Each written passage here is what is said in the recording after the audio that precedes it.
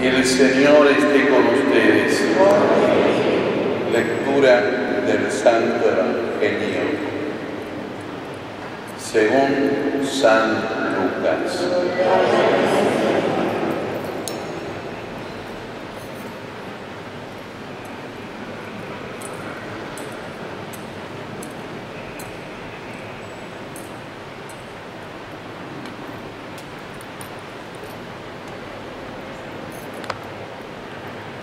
Muchos han tratado de relatar ordenadamente los acontecimientos que se cumplieron entre nosotros, tal como nos fueron transmitidos por aquellos que han sido desde el comienzo testigos oculares y servidores de la palabra. Por eso, después de informarme cuidadosamente de todo desde los orígenes, yo también he decidido escribir para ti, excelentísimo Teófilo, un relato ordenado a fin de que conozcas bien la solidez de las enseñanzas que has recibido. Jesús volvió a Galilea con el poder del Espíritu y su fama se extendió en toda la región. Enseñaba en las sinagogas de ellos y todos lo alababan. Jesús fue a Nazaret, desde donde se había criado. El sábado entró como de costumbre en la sinagoga y se levantó para hacer la lectura. Le presentaron el libro del profeta Isaías y abriéndolo encontró el pasaje donde estaba escrito: el Espíritu del Señor está sobre mí, porque me ha consagrado para la unción. Él me envió a llevar la buena noticia a los pobres, a anunciar la liberación a los cautivos y la vista a los ciegos, a dar la libertad a los oprimidos y proclamar un año de gracia en el Señor. Jesús cerró el libro, lo devolvió al ayudante y se sentó. Todos en la sinagoga tenían los ojos fijos en él. Entonces comenzó a decirles: hoy se ha cumplido este pasaje de la Escritura que acaban de oír. Palabra del Señor.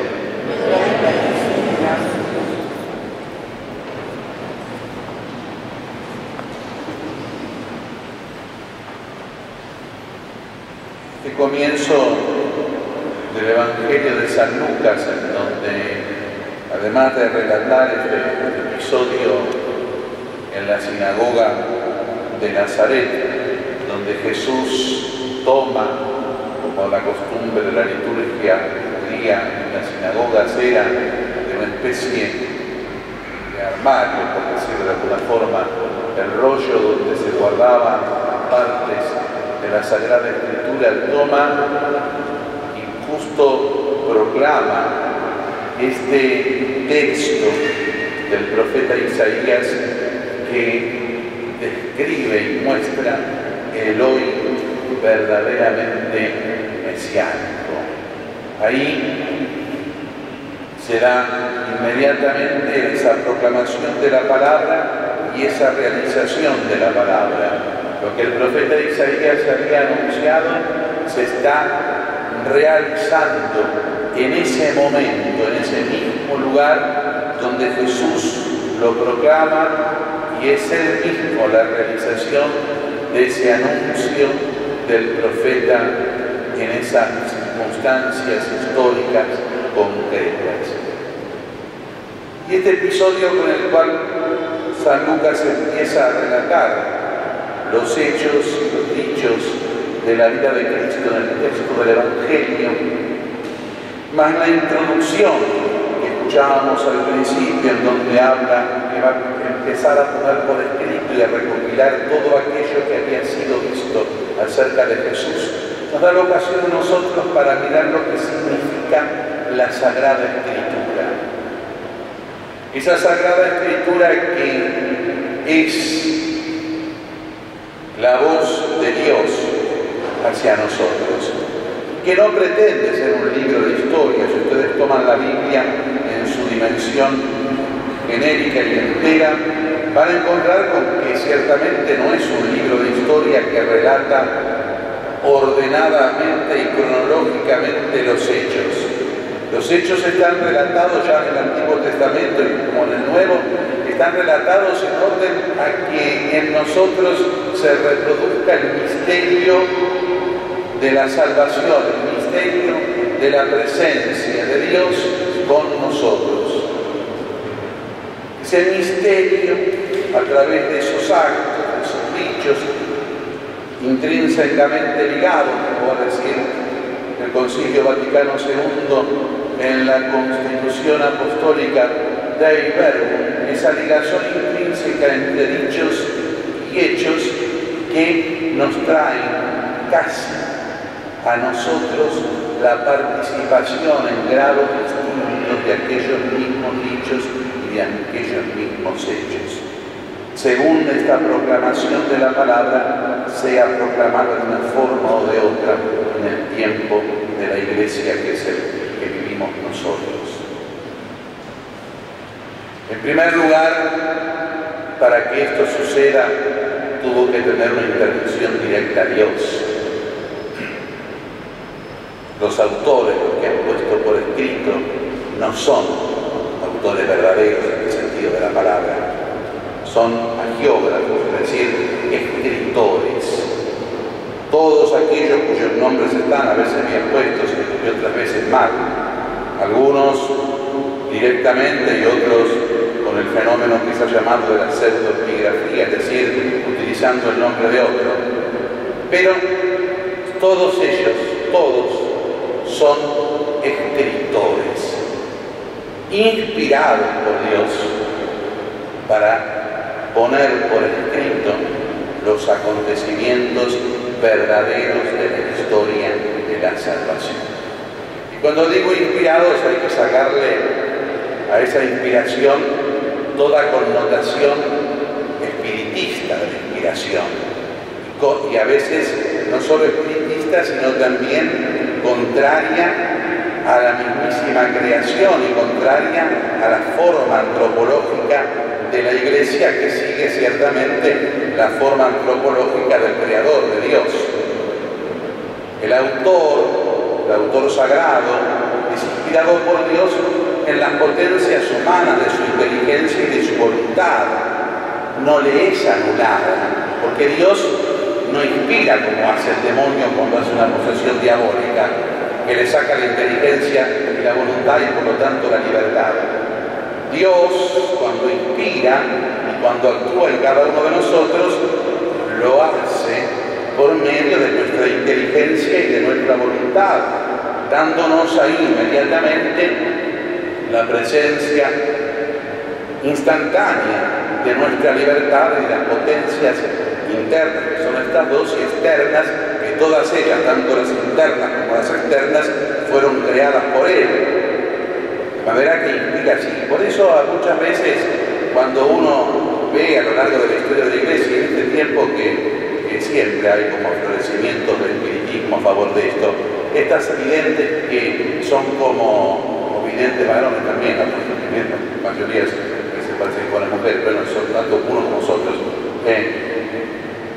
que ponen la mano y la mano empieza a correr. Eso es más del demonio que de Dios. Que la vidente o el vidente sepa hablar lo que no sabe es más del demonio que de Dios. Dios inspira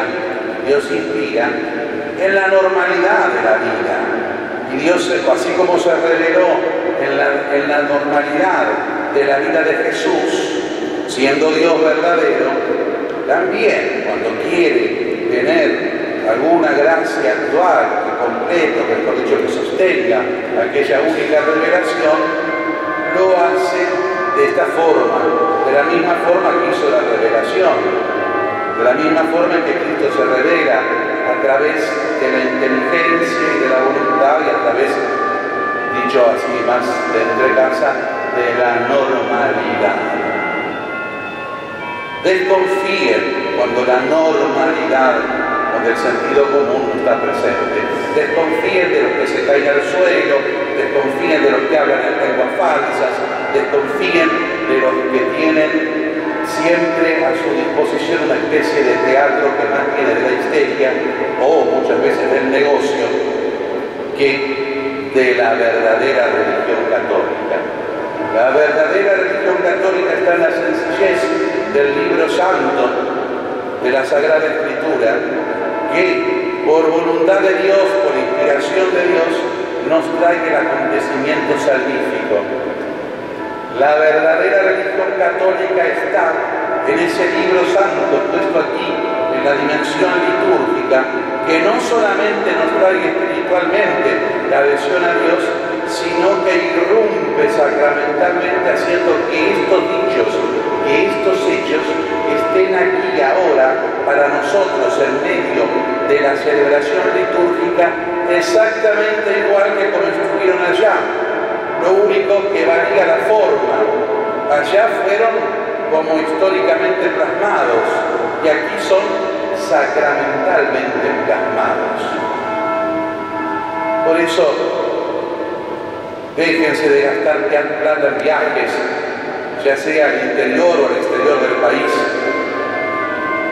yendo a querer ver videntes que, insisto, más quieren llenarse sus propios bolsillos, aunque hablen de la Santísima Virgen, de los santos y de Cristo, más quieren llenarse sus propios bolsillos que llenar el tesoro de Dios con la salvación de cada uno de nosotros.